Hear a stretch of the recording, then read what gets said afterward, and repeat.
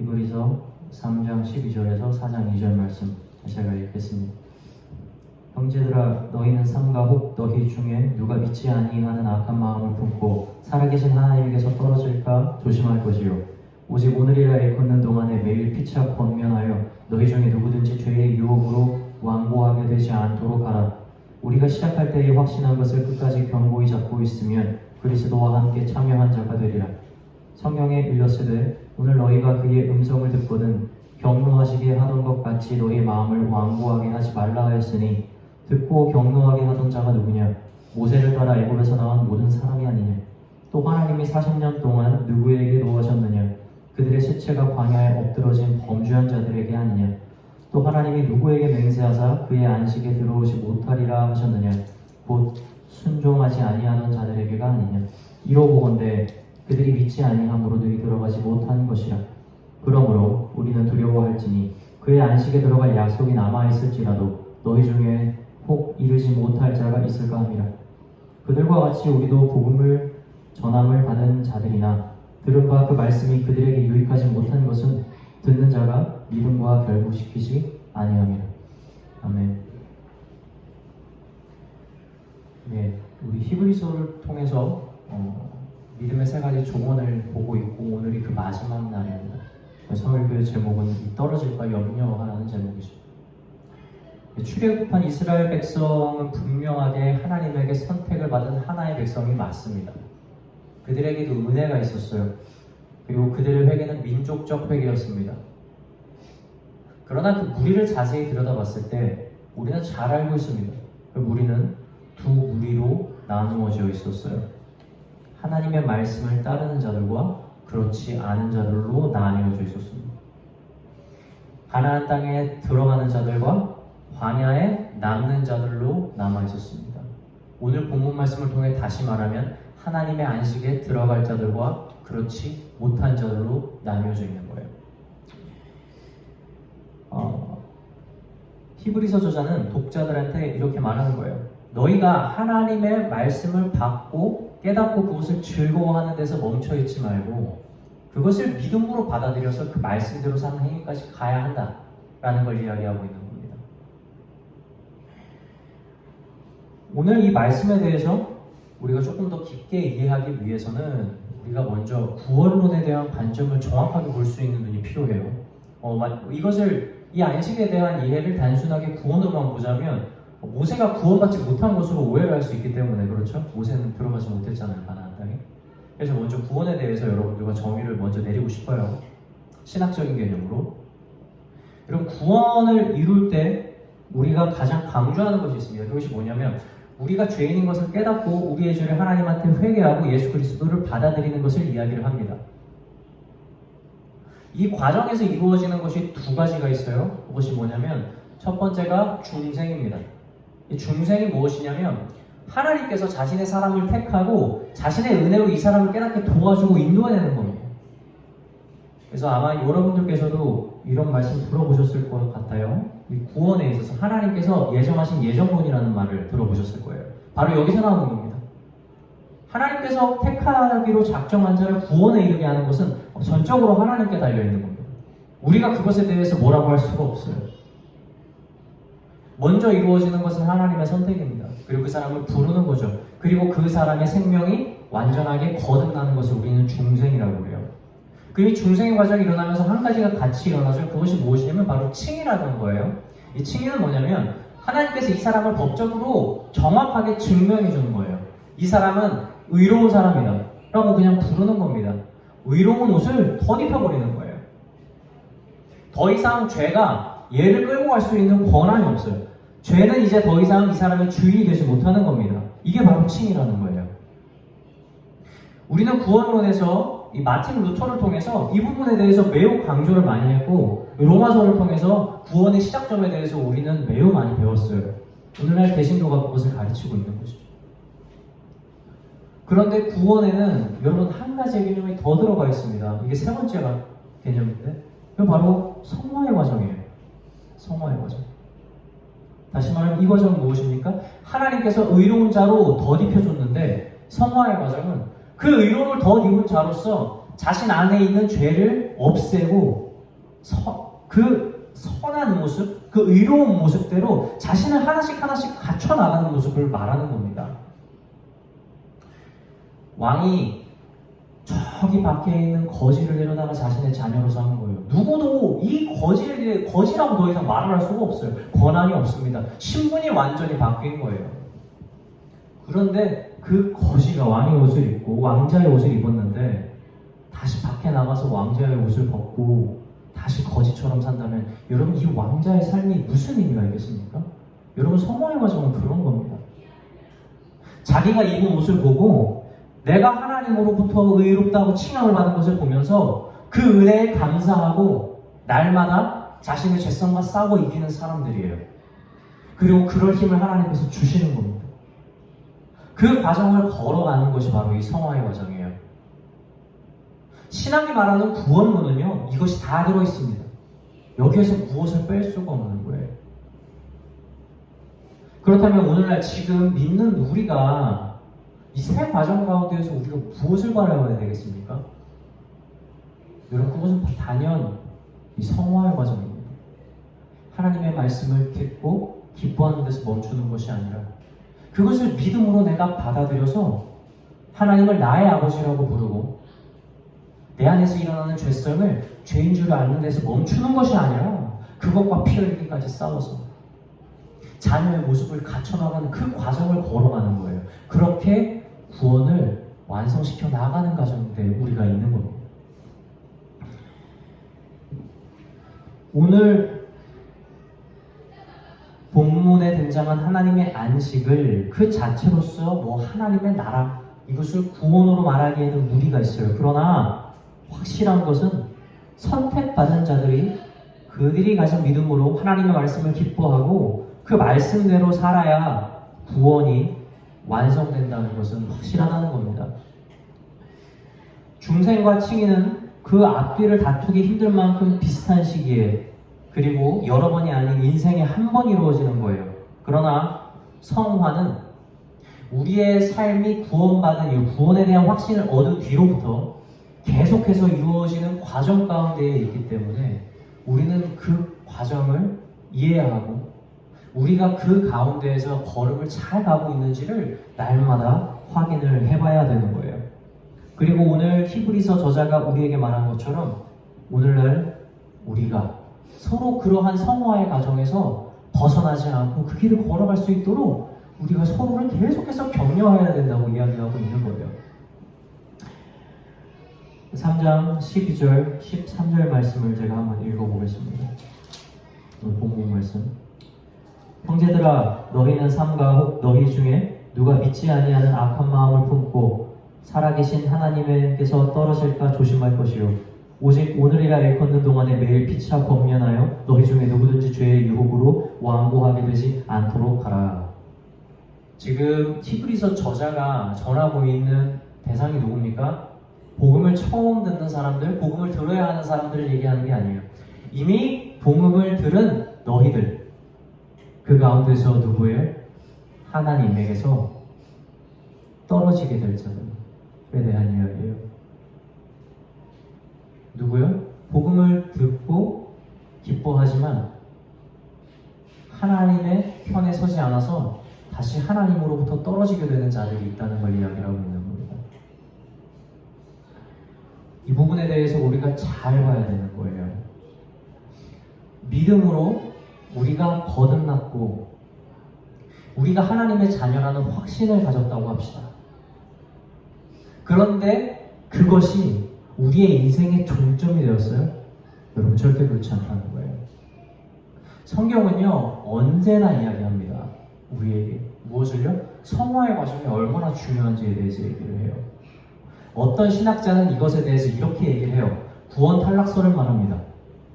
우리가 처음 하나님에게 접붙임을 받았다 할지라도 하나님께서 그 가지를 다시 말하면 예전에 있었던 그 이스라엘 백성들의 원가지를 아끼지 않고 쳐낸 것처럼 우리도 이방인으로서 접합받았지만 우리가 만약 하나님의 편에 서지 않고 그 말씀을 믿음으로 받지 않으면 하나님도 우리를 아끼지 않고 쳐낼 것이다 라는 말이에요. 바울이 그렇게 얘기를 했거든요. 이방인들에게 복음을 전하고 그들이 믿음으로 막 받아들였는데 이들이 교만하지 말 것에 대해서 얘기한 거예요. 야 너희 우쭐대지 마. 맞아, 니들 말처럼 유대인들이 이스라엘 백성들이 교만함 때문에 완악함 때문에 잠시 하나님께서 그들을 천에서 떨어지고 그 자리에 너희를 덧붙임한 것은 맞지만 원가지를 아끼지 않은 것처럼 너희도 제대로 하나님을 따르지 않는다면 하나님 너희 아끼지 않고 잘라낼 거라고 얘기하는 거예요.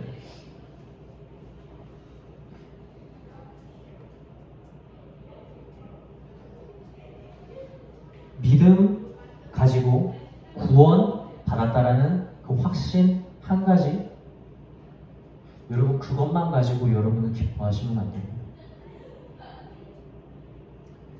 하나님께서 우리가 구원받는 것이 정말 우리의 삶에서 여기서 끝이 나면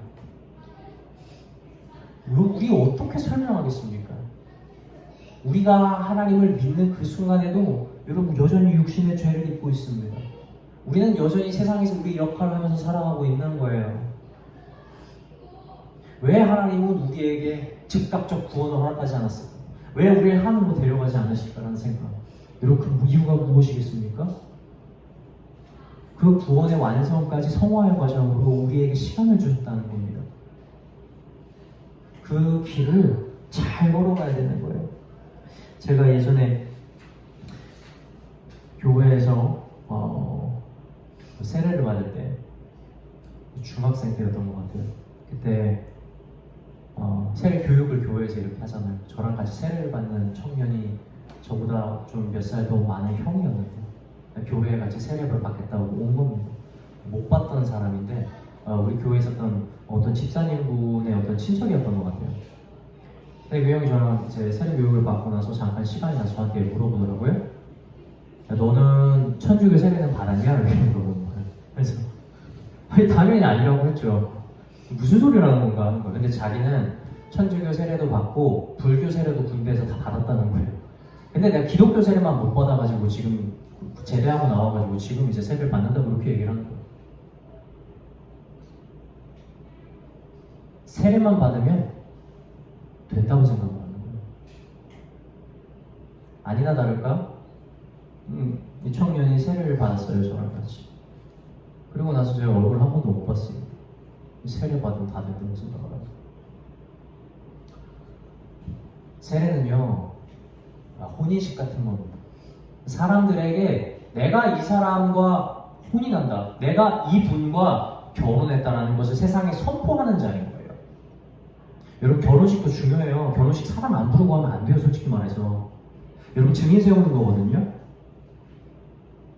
우리 둘의 관계가 이렇습니다라고 사람들에게 알려주는 자리 얼마나 중요합니까? 그런데 결혼식의 진짜 주인은 누굽니까? 신랑과 신부 아니에요? 근데 지금 결혼식은 했는데 신랑과 신부가 평생 동안 얼굴 한 번 안 보고 사는 거예요. 세례를 받았는데 주님과 동행하지 않는 사람이 그렇다는 겁니다. 여러분 이게 무슨 부부입니까? 이게 무슨 구원이에요? 그런데 구원이 이렇게 생각하는 사람들이 있어요. 원리적으로 내가 그래 말씀대로 주님을 믿으면 구원을 받으니까 내가 죄인인 거 그래 인정해요. 주님 내가 믿습니다. 교회 가서 구원받아요. 그런데 내 삶이 신랑 신부의 내가 주님의 신부로서의 삶이 처음이 아니에요. 아무런 교제가 없어요. 사랑이 없어요. 물어볼게요. 진짜 구원입니까? 아니에요. 제가 아까 말씀을 드렸죠. 뭐에 대해서 말씀드렸죠? 구원의 탈락설을 말씀드렸죠. 여러분 이것은 신학적인 하나의 부분이에요. 이것이 정확하게 맞다 그러나라고 우리 함부로 말할 수는 없습니다. 그런데 요한이 나중에 이런 말을 했어요. 요한이 했어요. 그래서 뭐라고 했어요? 너희가 제가 말씀을 보고 읽어드릴게요. 저희가 우리에게서 나갔으나 우리에게 속하지 아니하였나니 만일 우리에게 속하였더라면 우리와 함께 거하렸으니와 저희가 나간 것은 다 우리에게 속하지 아니함을 나타내려 함이라. 요한 1서에서 이렇게 말합니다. 앞서서 제가 구원 탈락설을 말씀드렸다면 요한이 하는 말은 무엇입니까?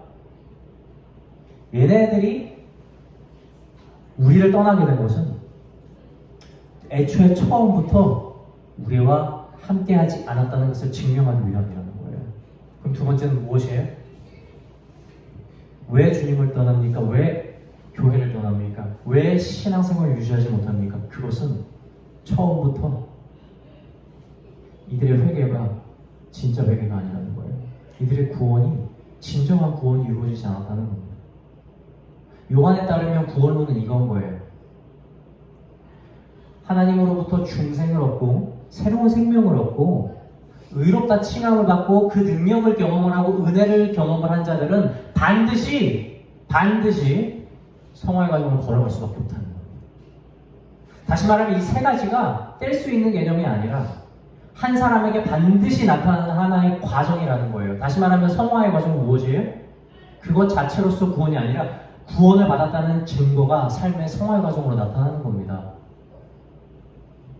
요한에 따르면 이런 거죠. 요한이 확실히 이 사랑의 전도자가 맞아요. 요한이 예수님 곁에서 가장 가까웠잖아요. 또 요한이 얘기를 하는 거예요. 얘들아, 너희가 진짜 말이야, 하나님이 너희를 얼마나 사랑하는지 너희가 마음으로 깨달았다면 너희가 그를 떠나는 건 불가능하다. 너희가 그를 떠나는 것은 너희가 처음부터 그 사랑을 깨달은 적이 없다는 거예요. 사랑하는 성도 여러분, 구원을 기뻐한다는 것은요, 우리 삶에서 지금 그 구원이 역사하고 있다는 거고요. 그리고 그 역사가 우리의 삶을 성화의 과정으로 돌려놔서 날마다 하나님의 말씀을 기뻐하고 하나님과 교제하는 것을 가장 중요하게 생각을 하고 내 마음에서 일어나는 내 죄성과 끝까지 싸우는 것을 걸어가는 것을 의미한다는 것을 여러분들은 반드시 기억해야 합니다. 구원을 받아도 구원에서 멈출 수가 있어요. 구원의 과정을 끝내지 않을 수가 있습니다. 그리고 떨어져 나갈 수가 있어요. 그리고 하나님께서 잘라낼 수가 있습니다. 예수님께서는 이 부분에 대해서 분명히 경고를 하셨어요. 마태복음에 보면 마태복음 25장에 등을 들고 신랑을 맞으러 가던 10처녀에 대해서 얘기를 합니다. 이 10처녀가 신랑이 오는 걸 모르는 사람들이 아니었습니다. 다시 말하면 이들은 모두 선택받은 자들이었어요. 근데 이 10처녀가 모두 신랑을 기다리는데 이 10 중에 5은 지혜롭지만 5은 미련해요. 이 5은 지혜로운 자들은 그때 등에 필요한 기름을 준비해서 왔는데 이 5은 그렇지 못한 겁니다. 이 10처녀가 모두 앞에서 잠이 들게 된 거예요. 신랑이 언제 올지 알지 못한 겁니다. 잠들 수 있죠. 육신은 약하니까요. 예수님도 아시지 않습니까? 그러나 여러분, 발자국 소리가 들리는 겁니다. 그때 깨어나요. 그리고 듣고 따라가야 됩니다. 그런데 이 신랑을 따라서 가려고 하니까 이 잔치집에 들어가려면 등에 불이 반드시 필요한 거예요. 근데 기름을 챙겨갔던 그 5명은요 들어갈 수 있어요. 근데 그 5은 기름이 없어서 들어가지 못하고 결국에는 부랴부랴 다른 곳에서 기름을 공수해 와서 들어가려고 했더니 문이 굳게 닫혀버린 겁니다. 이 5은 들어가지 못했어요. 여러분, 이 경고에 대해서 여러분은 잘 아셔야 됩니다. 세상에 믿는 자들의 절반, 믿지 않는 자들의 절반이 나눠지는 게 아니에요. 이 비유의 핵심은 뭐냐면 믿는 자들 중에서 깨어있는 자 절반과 잠든 자 절반을 이야기하고 있는 겁니다. 하나님의 음성을 듣기로 작정하고 준비한 자들 5과 하나님은 알고 말씀은 들었고 내가 구원에 대한 확신은 있으나 결국 자신의 구원을 완성하기까지 준비를 하지 못한 5에 대한 이야기인 거예요. 이 5처녀가 나중에 가가지고 못 들어가가지고 문 앞에서 아이고 나도 여기 초대받은 손님이니까 문 좀 열어달라고 막 두드립니다. 근데 그때 주님이 뭐라고 말했는 줄 아세요? 성경에서 이렇게 말합니다. 여러분, 이 말이 무서운 줄 아셔야 돼요. 그 후에 남은 처녀들이 와서 가로되 주여 주여 우리에게 열어주소서 대답하여 가로되 진실로 너희에게 이르노니 내가 너희를 알지 못하였노라 하였느니라. 구원의 완성을 다름질하지 않은 자들에게 지금 뭐라고 말하냐면 천국의 문 앞에서 주님이 이러는 거예요. 주님, 내가 주님을 믿고 내가 주님을 영접했고 내가 주님의 말씀을 하는데 기뻐했으며 내가 당신의 이름으로 세례를 받았습니다. 문 좀 열어주십시오라고 할 때 주님이 와서 얘기합니다. 내가 너를 도무지 알지 못한다. 사랑하는 성도 여러분, 우리의 구원이 이처럼 하나님의 은혜로 이루어지는 회심과 칭이 거기에서 멈춰버린다면 하나님의 부르심에 우리가 어떻게 순종하겠습니까? 아까도 말씀드렸지만 회심과 칭의를 통해 구원이 마침표를 찍는다면 구원 이후에 우리가 죄의 육신을 입고 이 땅을 살아가는 이유를 과연 우리가 어디서 찾을 수 있겠습니까? 오늘 우리는 히브리서 저자가 우리에게 전한 말을 마음에 새겨야 합니다. 떨어질까 조심하라. 성경에 등장하는 자들 중에서도요, 하나님의 부르심을 받고 그 은사를 누렸음에도 세상을 사랑해서 교회와 형제들을 떠난 자들이 있다고 말합니다. 그래서 신학에서는 회심의 종류를 4가지로 나누는데 그 중에 한 가지 회심에 이런 회심이 있어요. 이름에 어떤 회심이냐면 일시적인 회심이라고 적혀져 있습니다. 이 일시적인 회심을 하는 자들의 특징이 뭔지 아십니까? 하나님의 말씀을 알아요. 받아들입니다. 기뻐합니다. 그런데 이 말씀을 믿음과 결부시키지 못하는 겁니다. 그래서 하나님의 길에 서지는 못하는 자들인 거예요.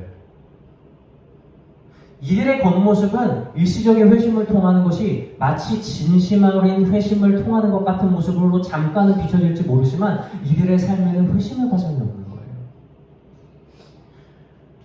이들의 삶에는 성화의 과정이 나타나지 않는다고 합니다. 교회에 오는 거 여러분 중요하죠. 내가 하나님의 말씀을 매일 묵상하는 거 여러분 중요합니다. 그런데 그 모든 삶으로 내가 이것을 받아들이고 믿음과 결부에서 성화의 과정으로 이루어 나가는 과정이 우리 가운데 있지 않다면 여러분 죄송하지만 아무 소용없어요. 아무 소용없어요. 이러한 신앙생활을 하면 하나님께서 부르실 때 여러분 그 부르심에 응답 못합니다. 하나님이 하는 말 깨닫지 못합니다. 정작 신랑이 와서 혼인 잔치에 들어가야 되는 그날에 반응을 못하는 거예요. 이런 사람들이 제일 불쌍한 자들입니다. 인생은 내가 그리스도인처럼 형태를 가지고 어느 정도는 삶을 살았고 내가 어느 정도 교회를 위해서 노력도 했고 내가 어느 정도 나의 시간을 들여서 열정을 가져서 천국 문 앞까지는 갔는데 하나님께서 누군지 못 알아보는 사람인 거예요.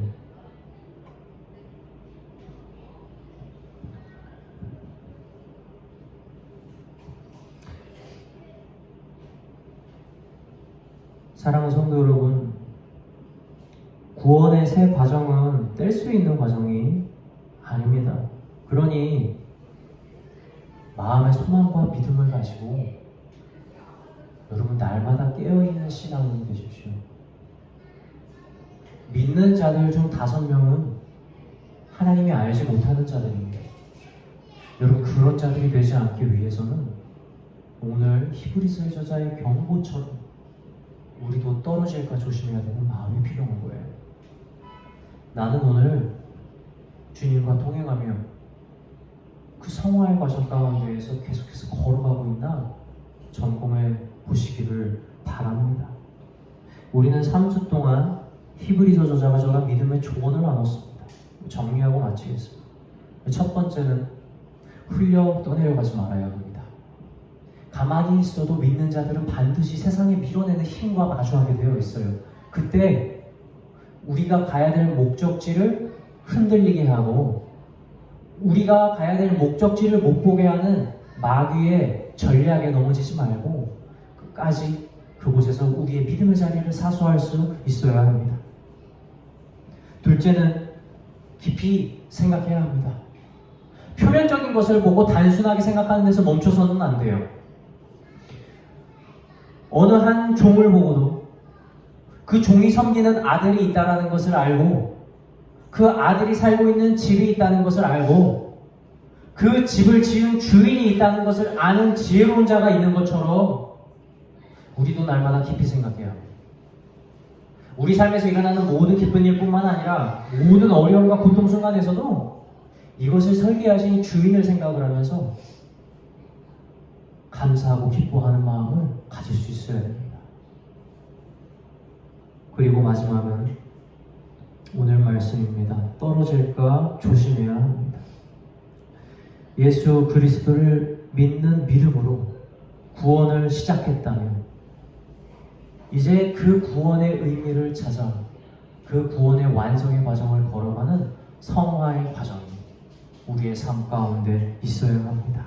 그런 점에서 우리의 구원은 아직 완성이 아니라 진행형이며 말씀을 나의 믿음과 결합하는 과정이 없다면 우리도 영적으로 잠들어서 하나님의 음성을 듣지 못할 수 있다는 사실을 기억하시기 바랍니다. 이 믿음의 세 가지 충고를 마음에 잘 새겨 이 어두운 세상에서 진정한 빛을 내는 그리스도인들이 되시는 저와 여러분들이 되길